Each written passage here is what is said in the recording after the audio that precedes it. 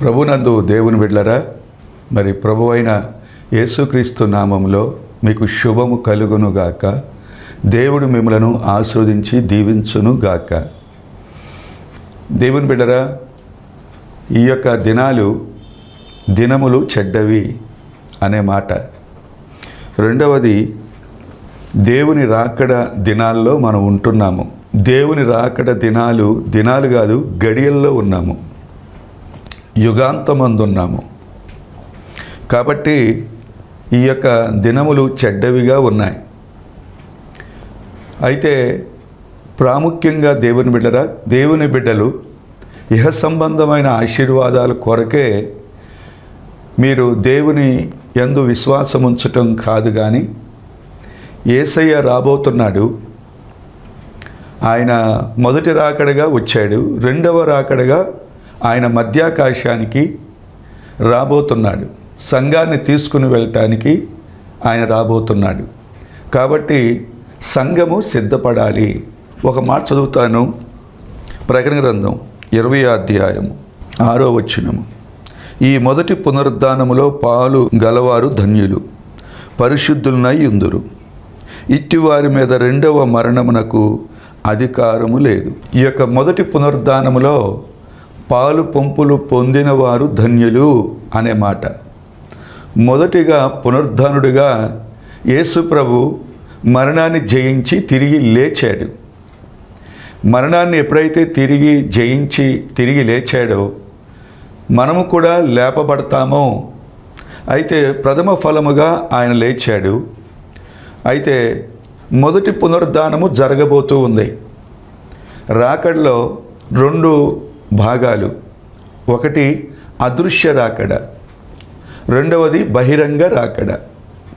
యేసు ప్రభు ఒలీవ పర్వతం మీద నుండి ఆయన పరలోకానికి ఆరోహణమయ్యాడు. ఒలీవ పర్వతం మీద అడుగు పెట్టేది ఎప్పుడయ్యా అంటే ఆయన బహిరంగ రాకడగా వచ్చినప్పుడు. కాబట్టి దేవునుడిరా, ఈ మొదటి రాకడలో పాలు పంపులు పొందిన వారు ధన్యులు, వారు పరిశుద్ధులుగా ఉంటారు. రెండవది, రెండవ మరణము వారి మీద ఎలాంటి ప్రభావము ఉండదు అనే మాట. అయితే దేవుని బిడ్డరా, నువ్వు మొదటి రాకడలోనే నువ్వు పాల్గొనాలి అని అంటే నువ్వు పరిశుద్ధురాలుగా నువ్వు ఉండాలి. ఒక మాట, దేవుని బిడ్డలు ఏమండి, ప్రత్యక్ష గుడారంలో 1 ఆవరణము, 2 పరిశుద్ధ స్థలము, 3 అతి పరిశుద్ధ స్థలం. అలాగే దేవుని బిడ్డరా, భక్తిలో 30 దంతులు, 60 దంతులు, 100 అంతలు. మనము ప్రతి క్రైస్తవుడు 100 అంతలుగా ఏమండి దేవుని విషయంలో 100 అంతల జీవితము జీవించాలి. అంటే అతి పరిశుద్ధ స్థలం, అతి పరిశుద్ధ స్థలం 100 అంతలుగా దేవుడు యేసు ప్రభు ఒక సమయంలో చెప్పాడు, నేను పరిపూర్ణుడును గనుక మీరు కూడా పరిపూర్ణులుగా ఉండాలి. పరిపూర్ణమైన పరిశుద్ధతలోనికి మనం వెళ్ళాలి. వారే మొదటి పునరుద్ధానములో పాలు పంపులు పొందుతారు, వారు పరిశుద్ధులుగా ఉంటారు. రెండవ మరణము వారి మీద, రెండవ మరణం అంటే నరకము వారి మీద ఎలాంటి అధికారము ఉండదు. అయితే దేవునిరా, నేను 2 మాటలు చెప్తాను. దానియేలు గ్రంథము 1వ అధ్యాయము 3వ వచనము. రాజు అశ్వెనజు అను తన నపుంసకుల అధిపతిని పిలిపించి అతనికి ఇలాగు ఆజ్ఞాపించెను, ఇశ్రాయేళ్ల రాజవంశములలో ముఖ్యులై లోపము లేని సౌందర్యమును, సకల విద్యా ప్రవీణతయు, జ్ఞానము కలిగిన తత్వజ్ఞానము తెలిసిన వారై రాజు నగరునందు నిలవదగిన కొందరు బాలులను రప్పించి కల్దీల విద్యను, భాషను వానికి నేర్పుము. ఈ యొక్క ఈ 2 వచనాలు ఈరోజు ధ్యానపూర్వకంగా చెప్తాను. నెబుకద్నెజరు ప్రభు అయిన యేసుక్రీస్తునకు గుర్తు. అష్పెనజు అనేటటువంటి ఒక వ్యక్తికి నెబుకద్నెజరు ఒక బాధ్యత అప్పగించినట్లుగా మనం చూస్తున్నాము. అష్పెనజు నపుంసకుల అధిపతి. దేవునిరా నపంసకుల అధిపతి ఎవరయ్యా అంటే పరిశుద్ధాత్మకు గుర్తు. దేవునిరా వీరు ఆ యొక్క రాజు నపంసకుల అధిపతి అయిన అష్పెనజుకు ఒక బాధ్యత అప్పగించాడు. రాజు కోటలో నిలవదగిన వారు, ఏమండి రాజు దగ్గర పనిచేసేటటువంటి వారు, రాజకోటలో ఉండదగిన వారు ఎవరు అంటే ఇశ్రాయేలులో ముఖ్యులై 1, 2 లోపము లేని సౌందర్యమును, 3 సకల విద్య ప్రవీణతయు, 4 జ్ఞానము కలిగి తత్వజ్ఞానము తెలిసిన వారై రాజు నగరునందు నిలవదగిన కొందరు బాలులను రప్పించాడు. దేవునిరా మన ప్రభు ఆయన మధ్యాకాశానికి రాబోతున్నాడు. అయితే రాకడలో ఎత్తబడేవారు ఎలా ఉండాలి అని అంటే రాజ కోటలో ముఖ్యులైన వారుగా ఉండాలి, ముఖ్యులుగా ఉండాలి. అలాగే లోపము లేని సౌందర్యవంతులుగా ఉండాలి. 3వది మనము చూసినట్లయితే సకల విద్య ప్రవీణత కలిగిన వ్యక్తులుగా ఉండాలి. ఒక మాట దేవుని బిడ్డరా, ఈ రోజున అష్పెనజు దేనికి గుర్తయ్యా అంటే పరిశుద్ధాత్మకు గుర్తు. దేవుని బిడ్డరా, ప్రతి ఒక్కరూ మారు మనసు పొంది బాప్తీసం తీసుకున్న తర్వాత పరిశుద్ధాత్మ అనే అభిషేకాన్ని కూడా మనం పొందాలి. మారు మనసు బాప్తీసం తీసుకోగానే పరిశుద్ధాత్మ దేవుడు మనలోకి వస్తాడు. అయితే నీలో ఉన్న పరిశుద్ధాత్ముడు నీ పైకి దిగి రావాలి. మీరు గమనించరా, జీవ ఓట అలాగే జీవ నది, నీలో జీవ ఓట ఉంది అంటే పరిశుద్ధాత్మ దేవుడు నీలోకి వచ్చాడు.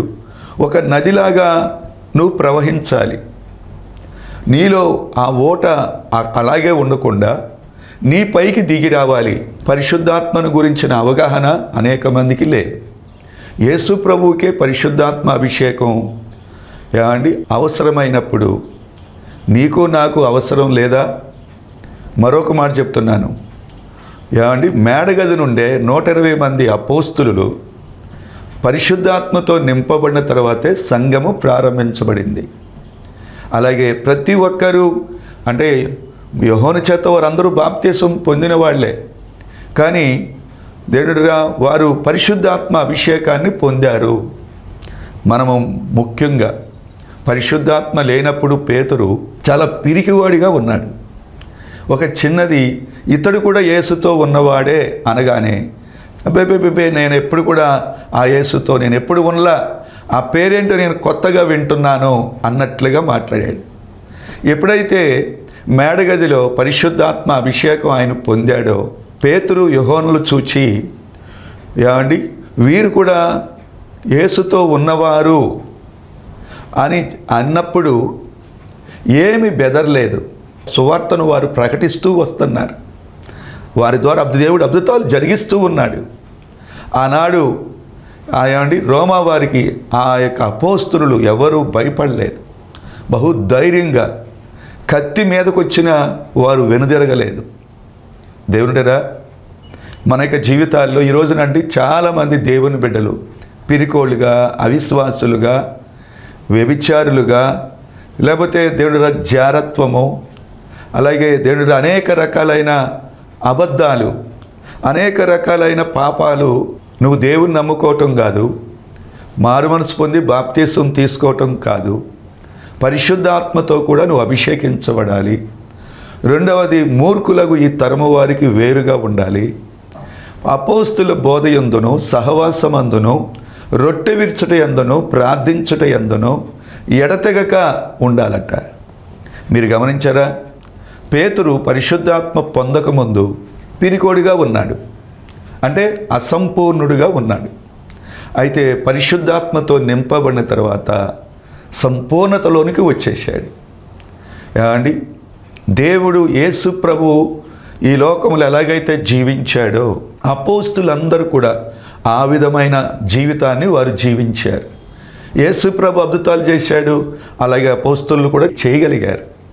ఎందుకంటే దేవుని యొక్క అండర్లోకి వాళ్ళు వెళ్ళిపోయారు. దేవుని పరిశుద్ధాత్మ ఆధీనంలోనికి వారు వెళ్ళిపోయారు. పరిశుద్ధాత్మ వశములో వారు ఉన్నారు.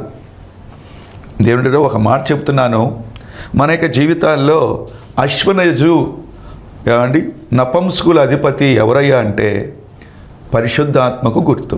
అయితే అండి పేతురు పరిశుద్ధాత్మతో నింపబడిన తర్వాత రేపు నువ్వు చనిపోబోతున్నావు అన్నా సరే హాయిగా నిద్రపోయాడట.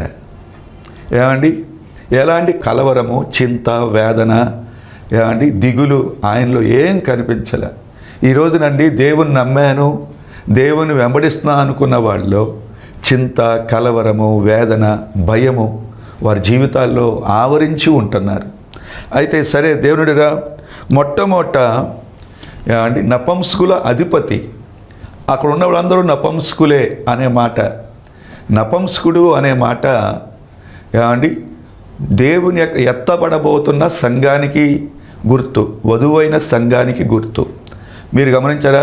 వారు పరిశుద్ధులుగా ఉంటారు. రెండవ మరణము అంటే నరకం అనేది వారికి ఉండదు. రహస్య రాకల్లో ఎత్తబడే సంఘము, వధువు సంఘము ఎలా ఉంటుందయ్యా అంటే నపంసకులుగా ఉంటారు. ఒక మాట చెప్తున్నాను దేవునిడిరా, తల్లి గర్భము నుండి అండి లోపముతో నపంసకులుగా పుట్టేవారు ఉన్నారు, ఇతరుల ద్వారా నపంసకులైన వారు ఉన్నారు. తనుదానుగా రెండవ రాకల్లో ఎత్తబడటానికి, లేకపోతే యేసయ్య మధ్యాకాశానికి వచ్చినప్పుడు బోర ఊదినప్పుడు ఎత్తబడటానికి తను తానుగా నపంసకుడిగా మార్చుకున్నవాడు. ఏమండి అతివరకు పురుష అవయవాలు అన్నీ ఉన్నాయి. ఏమండి లోకాన్ని అనుభవించడానికి తగిన సౌందర్యము, తగిన అందము అన్నీ ఉన్నాయి. కానీ దేవుని కొరకు తను తానుగా నపంసకుడిగా మార్చుకోవటం. కళ్ళున్నాయి కానీ చెడు చూడని కళ్ళు చూడకుండా నపంసకుడిగా మార్చుకున్నాడు. నోరుంది కానీ చెడ్డ మాటలు, సరసోక్తులు, లేకపోతే బూతులు మాట్లాడకుండా, అబద్ధాలు ఆడకుండా నోటిని తను తానుగా నపంసకుడిగా మార్చుకోవటం. దేనిరా లోకంలోనే ఉంటారు కానీ లోకము వారిని అంటుకోకుండా జీవిస్తాడు. దేవుని కొరకు ప్రత్యేకించబడిన వాడిగా, దేవుని కొరకు తను తానుగా నపంసకుడిగా మార్చుకున్నాడు. మీరు గమనించారా? మనం ఎలా ఉంటున్నామో లోకంలో ఏముంది అంటే శరీరాశ, నేత్రాశ, జీవడంబము, ఇవన్నిటి విషయంలో అండి నపంసకుడిగా. ఒక మాట దేవుని దగ్గర శరీరాశ, ఈ శరీరం ఎప్పుడు కూడా తినటానికి లేకపోతే శరీర కోరికలు తీర్చుకోవటానికి అంటే జారత్వము, వ్యభిచారం కొరకు ఈ శరీరం ఆశపడుతూ ఉంటుంది. కానీ ఆ వ్యక్తి తను తానుగా నపంసకుడిగా దేవుని రాజ్యములో నేను ఉండాలి అని తను తానుగా కంట్రోల్ చేయబడినవాడు. పరిశుద్ధాత్మ దేవుడు నీలో ఉన్నప్పుడు కంట్రోల్లోనికి పరిశుద్ధాత్మ దేవుడే చేస్తాడు. దేవుని వాక్యము, పరిశుద్ధులతో సహవాసము, అనుదినము నువ్వు ప్రార్థన చేసినప్పుడు. మీరు గమనించారా ఈ మాట? మనము బూతు బొమ్మలు చూడలేని కన్నులు, లేకపోతే ఆ యొక్క కంటిలో పవిత్రత, నోటిలో పవిత్రత, చెవుల్లో కూడా పవిత్రత కలిగి ఉండటమే నపంసకుడిగా మార్చబడటం. సరే దేవునిరా, ఈ వ్యక్తులు ఎలా ఉండాలి అనే మాట ఆ యొక్క దానియేలు, ఇతడు రాజవంశములో ముఖ్యులుగా ఉండాలట. మీరు గమనించారా? మనం రాజులము. నీ కులాన్ని ఇక్కడ మాట్లాడకూడదు. నువ్వు దేవుని రక్తము చేత, క్రీస్తు రక్తము చేత నువ్వు కడగబడిన తర్వాత, సంఘములో నువ్వు చేర్చబడిన తర్వాత ఇక నువ్వు ఎవరవయ్యా అంటే నువ్వు రాజువి, నువ్వు యాజకుడివి, పరిశుద్ధ జనములో ఉన్న ఒక వ్యక్తివి. మీరు గమనించారా? దేవుని ప్రజలుగా దేవుడు నిన్ను నిర్ణయించుకున్నాడు. క్రీస్తు రక్తము చేత కడగబడి ఏమండి దేవునిలో వాక్యానుసారంగా జీవిస్తూ ఉన్న వ్యక్తులు ఏమండి రాజవంశములో ముఖ్యులుగా వారు ఉంటారు. మరొక మాట చెప్తున్నాను, లోపము లేని సౌందర్యవంతులు. మీరు గమనించారా? దేవుని రాకడ కొరకు నువ్వు ఎత్తబడాలి అని అంటే ఏ లోపము నీలో ఉండకూడదు. సామెతల గ్రంథము 2వ అధ్యాయము 21వ వచనము, యథార్థవంతులు దేశమందు నివసించుదురు, లోపము లేని వారు దానిలో నిలిచి ఉందురు. మీరు గమనించారా? మనము లోపము లేని సౌందర్యవంతులుగా ఉండాలట. దేవుని రాకడలో ఒక వ్యక్తి ఎత్తబడాలి అని అంటే లోపము లేని సౌందర్యవంతులుగా ఉండాలి.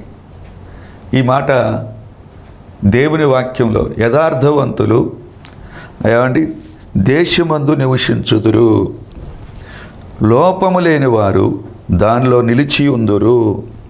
లోపము లేనివారు, మీరు ఏదైనా ఒక ఉద్యోగానికి ఏమండి అతన్ని జాయిన్ చేసుకోవాలి అంటే ప్రభుత్వం వారు వాళ్ళ కళ్ళను పరిశీలన చేస్తారు, లేకపోతే చెవులను పరిశీలన చేస్తారు. వినికిడి శక్తి ఇతనికి ఉందా, మాట్లాడే కెపాసిటీ ఈయనకు ఉందా, ఏమండి అన్ని అవయవాల్ని స్కాన్ చేసినట్లుగా అన్ని టెస్టులు చేస్తారు. ఇతడు ఆరోగ్యవంతుడేనా, అయితేనే ఆ ఉద్యోగం ఆ వ్యక్తికి ఇస్తారు. ఒక సైనికుల్లో చేర్చబడే వ్యక్తికైనా మనం కూడా ఒక వ్యక్తిని వివాహం చేసుకోవాలి అని అంటే మీరు ఒక ఆమెను, అమ్మా నువ్వు చేసుకోబోయే అబ్బాయి ఎలా ఉండాలి అంటే ఆమె 4 అడుగులే ఉంటుంది. ఆమె ఏం కోరిందో తెలుసా, 6 అడుగుల బుల్లెట్ కావాలి నాకు అంది. నేనే ఆశ్చర్యపోయా. మీరు గమనించారా? ఈ ఒక యవనస్తుడిని నీకు ఎలాంటి అమ్మాయి కావాలి అంటే ఎర్రగా ఏమంటే చాలా అందంగా ఉండాలి, ఏమంటే ఏ లోపము లేని వ్యక్తిగా ఉండాలి, నేను ఎంత అయితే చదువుకున్నానో అలాంటి చదివిన వ్యక్తిగా ఉండాలి.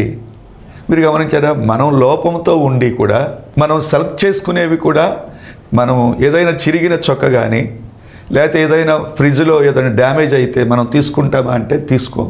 ఏమండి మనము లోపము లేని సౌందర్యంగా ఉండే వాటిని ఎన్నుకుంటున్నాం. కానీ దేవాది దేవుడు, రాజులకు రాజు, ఆయన ఎవరో తెలుసా? పరిపూర్ణ సౌందర్యము కలవాడు.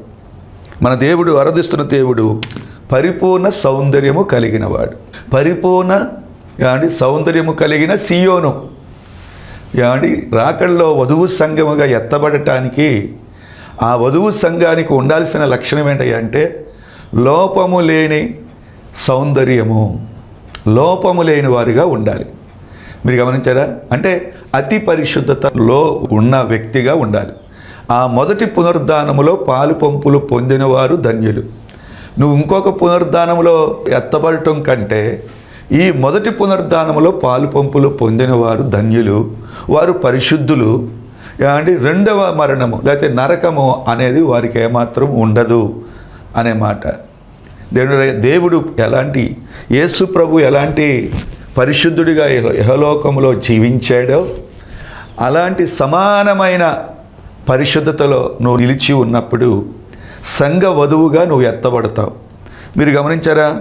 మొట్టమొదట పరిశుద్ధత అంటే ఏంటయ్యా అంటే 1వ అధ్యాయము దానియేలు గ్రంథము 15వ వచనం, 10 దినములైన పిమ్మట వారి ముఖము రాజు భోజనము భుజించు బాలుర అందరి ముఖముల కంటే సౌందర్యముగాను కళగాను కనబడెను.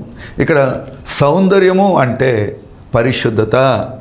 దానియేలు 17వ సంవత్సరంలోనే నా దేవుడు పరిశుద్ధుడు కాబట్టి నేను కూడా పరిశుద్ధంగా జీవించాలి అని తను తానుగా ఉద్దేశించుకున్నాడు, తను తానుగా నిర్ణయించుకున్నాడు.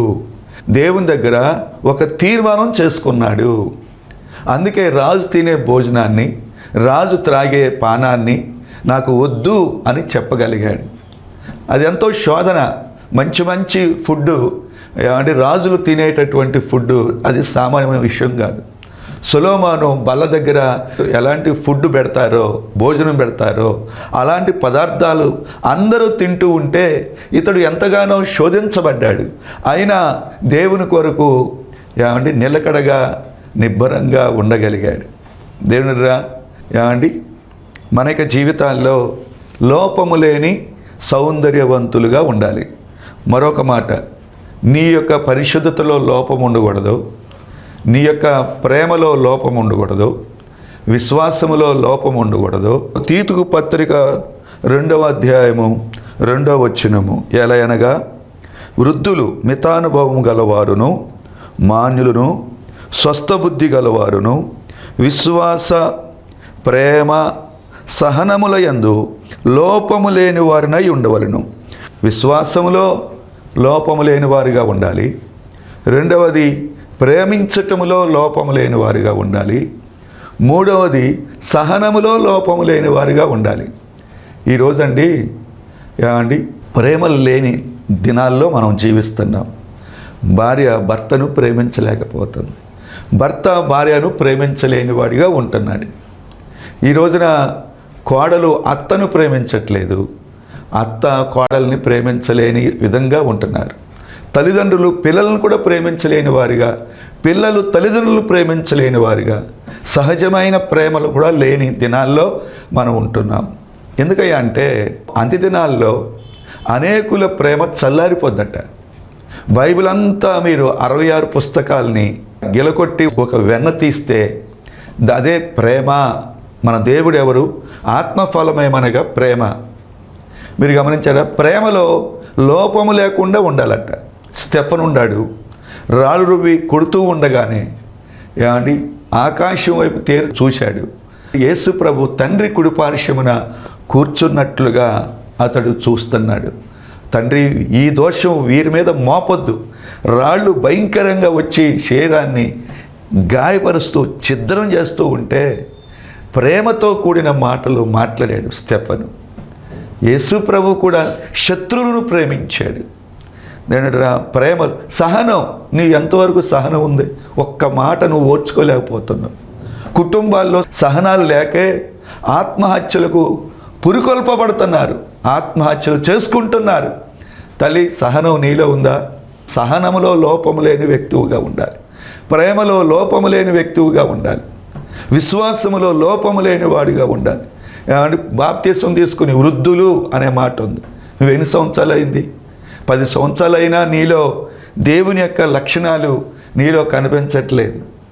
మన యొక్క జీవితాల్లో పరిశుద్ధతే సౌందర్యం అంటే, లోపము లేని పరిశుద్ధత మన జీవితాల్లో మనము కలిగి ఉండాలి. దేవునిరా, మూడోది సకల విద్యా ప్రవీణత. ఇర్మియా గ్రంథం 9వ అధ్యాయం 20వ వచనము, ఒకరినొకరు అంగలార్పు విద్య నేర్పుడి. దేవునిరా, విద్య అంటే ప్రార్థనా జీవితం. మీరు గమనించారా? దానియేలు ప్రార్థనాపరుడు, అందుకే పరిశుద్ధుడిగా ఉండగలిగాడు. ప్రార్థనా జీవితాన్ని ప్రాణం కన్నా ఇంకెక్కువగా ప్రేమించాడు. ఎవరైతే పరిశుద్ధాత్మతో నింపబడి పరిశుద్ధాత్మ ఆధీనములో ప్రార్థన చేస్తూ ఉంటారో అన్య భాషలు మాట్లాడవచ్చు. ఎప్పుడైతే నువ్వు ప్రార్థిస్తూ ఎక్కువగా ప్రార్థనలో గడుపుతూ ఉంటావో, దేవునితో నువ్వు సహవాసం చేస్తూ ఉంటావో, దానియేలు ప్రార్థనా జీవితాన్ని పోగొట్టుకోలేదు. నువ్వు చచ్చిపోతున్నావయ్యా, సింహాల బోన్లో వేయబడతావు అన్నా సరే సంతోషంగా సింహాల బోన్లోనికి వెళ్ళటానికి ఇష్టపడ్డాడు. కానీ ప్రార్థన సమయాన్ని పోగొట్టుకోవటానికి దానియేలు ఇష్టపడలేదు. మీరు గమనించారా? ఒకరినొకరు అంగలార్పు విద్య నేర్పుడి. అంగలార్చటం, ప్రార్థించటం. యేసు ప్రభు మహారాధనతో, కన్నీటితో తన్ను మరణము నుండి రక్షించగలవానికి ప్రార్థనలు, యాచనలు ఆయన సమర్పించాడు. తండ్రికి అంగీకారంగా అతడు మార్చబడ్డాడు. కొన్ని విద్యలు ఉన్నాయి. ఒకటి ఏంటయ్యా అంటే యాచించటం, 2 విజ్ఞాపన, 3 పట్టుదలతో ప్రార్థన చేయటం, కృతజ్ఞతాస్తుతులు చేయటం. మీరు గమనించారా? ఇవన్నీ కూడా విద్యలో భాగాలే. ఎందుకంటే ఎందుకు చెప్తున్నాను అంటే అంగలార్పు విద్య ప్రతి ఒక్కరము కలిగి ఉండాలి. దేవుని రాజ్యానికి చేరాలి అంటే నువ్వు దేవునితో మాట్లాడాలి, సమయాన్ని ఇవ్వాలి, బైబిల్ చదవటానికి, ప్రార్థన చేయటానికి, కృతజ్ఞతాస్తుతులు చెల్లించాలి, విజ్ఞాపన చేయాలి, పట్టుదల కలిగి ఉండాలి ప్రార్థనలో. మన దేవుని దగ్గర యాచించాలి. ఎంతవరకు మనం చేస్తున్నాం? అందుకే వధువు సంఘంగా ఎత్తబడాలి అంటే ఒక మాట చెప్తే నేను ముగించేస్తున్నా. పిలువబడిన వారు అనేకులు, కానీ ఏర్పరచబడిన వారు కొందరే. ఎస్తేరు ఉంది. అహశ్వరోజు ఆ కోటకి 127 సంస్థానం నుంచి అందగత్తులు ఎంతోమంది వచ్చారు, కన్యకులు వచ్చారు. కానీ వాటందరిలో ఎస్తేరు మాత్రమే సెలెక్ట్ చేయబడింది. ఎస్తేరు ప్రముఖంగా హేగేకి తను తానుగా అప్పగించుకుంది పరిశుద్ధాత్మ దేవునికి. పిలువబడిన వారు అనేకులు, కానీ ఏర్పరచబడిన వారు కొందరే. ఆ కొందరిలో నువ్వు ఉన్నావా? ఇంత గొప్ప రక్షణ నువ్వు నిర్లక్ష్యం చేస్తే నువ్వు ఎలాగూ తప్పించుకుంటావు? మనము పొందిన రక్షణట భయముతోనూ వణుకుతోనూ కొనసాగించాలట. తల్లి, నీ జీవితంలో దేవుడు గొప్ప బాధ్యత నీకు ఇచ్చాడు. పోగొట్టుకోకుండా జాగ్రత్తగా కాపాడుకో.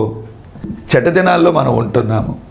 దినములు చెడ్డవి గనుక సమయమును పోనివ్వక మీరు సద్వినియోగం చేసుకోవాలి. కాబట్టి ఈ యొక్క సమయంలో దేవునిరా ఏమండి, నేను చెప్పే మాట ఏంటంటే, మొదటి పునరుద్ధానములో పాలు పంపులు పొందినవారు ధన్యులు. ఏమండి, నెబుకద్నెజరు రారాజుకు గుర్తు, రాజులకు రాజు ప్రభు అయిన యేసుక్రీస్తుకు గుర్తు. రెండవది అష్పనెజరు నపంసకుల అధిపతి పరిశుద్ధాత్మకు గుర్తు. నపంసకులు అక్కడ ఉన్నారు కదా, వారందరూ సంఘానికి గుర్తు. నువ్వు ఎలా ఉంటున్నావు? రేపు మనం రాజుకోటలో పరలోకంలో మనం నిలబడాలి. ఆయన ఎదుట నిలబడటానికి తగిన శక్తి గలవారగునట్లు ఎల్లప్పుడూ ప్రార్థన చేయాలట. తగిన శక్తి గలవారుగా ఉండాలి అంటే ఎల్లప్పుడూ ప్రార్థన చేయాలి. ఎల్లప్పుడూ దేవునితో నువ్వు సహవాసం కలిగిన వ్యక్తివుగా ఉండాలి. కాబట్టి ప్రార్థన. తండ్రి, నీ నామానికి స్తోత్రాలు. నీ బిడ్డలు విన్న వర్తమానం వృధా కాకుండా ఫలభరితంగా చేయి. అనేక మందికి ఈ వర్తమానం మేలుకరంగా చేయమని నాయన బలహీనులందరినీ బలపరచు, ఆరోగ్యవంతులుగా మార్చు. నీ రాకడ కొరకు ప్రతి ఒక్కరిని సిద్ధపరచమని యేసు నామమున అడుగుచున్నాను తండ్రి. ఆమేన్.